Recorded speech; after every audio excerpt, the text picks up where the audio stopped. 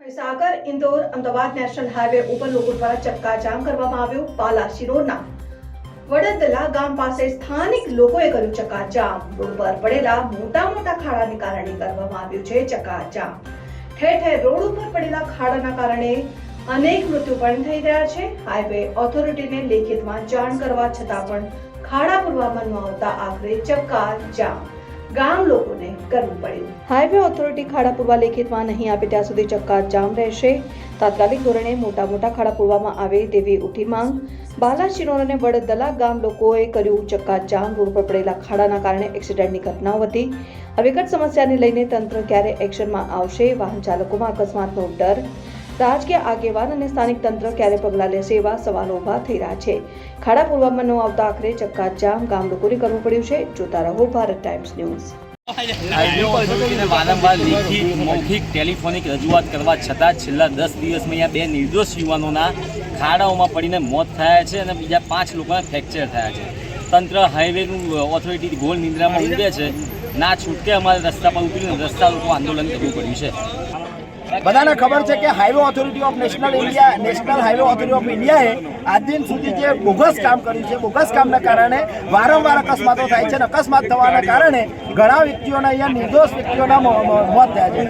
આજથી 2 દિવસ પહેલા 2 નિર્દોષ વ્યક્તિઓ અહીંયા માર્યા ગયા છે। તો નિર્દોષ વ્યક્તિઓ માર્યા જવાના કારણે અહીંયા ગામના અમે સૌ આગેવાનો અને બાલાશિરોરથી ધારાસભ્યશ્રી, સંસદ સભ્યશ્રી અને પૂર્વ ધારાસભ્યના સુપુત્રશ્રીઓ અને તેમજ તમામ સંગઠનના વ્યક્તિઓએ અહીંયા હાજરી આપી અને એમને અમારા આંદોલનને સહકાર આપ્યો છે અને આંદોલન સતત વેગવંતું બનશે જ્યાં સુધી અહીંયા હાઈવે ઓથોરિટી ઓફ ઇન્ડિયાવાળા આપણને લેખિતમાં ખાતરી નહીં આપે કે આ રસ્તો વ્યવસ્થિત રીતે તમને 7 જ દિવસમાં નહીં, હું તો એમ કહું છું 5 જ દિવસમાં બમ્પર બનાવી આવવામાં આવે અને ત્યાર પછી જ અહીંયા આંદોલન સમેટવામાં આવશે। બાકી આંદોલન કોઈ પણ કાર્ય સમેટવામાં આવે નહીં, એની અમારા ગામજનો તરફથી બાંયધરી છે। શું નામ છે તમારું? તુલસી પરમાર, રજવાડી।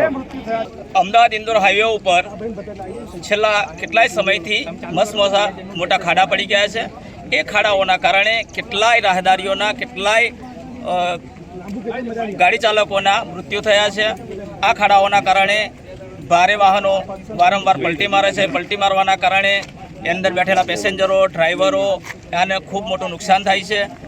સતત અહીંયા આંદોલન કરી રહ્યા છીએ અને આંદોલન એટલા માટે કરી રહ્યા છીએ કે રાહદારીઓને સારી સુવિધા મળે। ખૂબ મોટો ટોલટેક્સ ઉઘરાવવામાં આવે છે। એ ટોલટેક્સ દ્વારા આ અમદાવાદ ઇન્દોર હાઈવે ઉપર કોઈપણ પ્રકારની સુવિધાઓ આપવામાં આવતી નથી।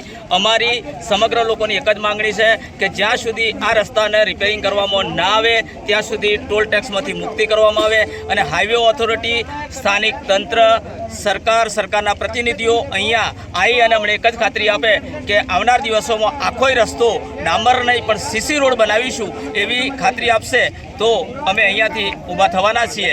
એવી માંગ સાથે અમે લોકો અહીંયા આજે આંદોલન કર્યું છે। શું નામ છે તમારું? કિરીટસિંહ ઝાલા, ગુજરાત ક્ષત્રિય ઠાકોર સેના, મહીસાગર જિલ્લા પર।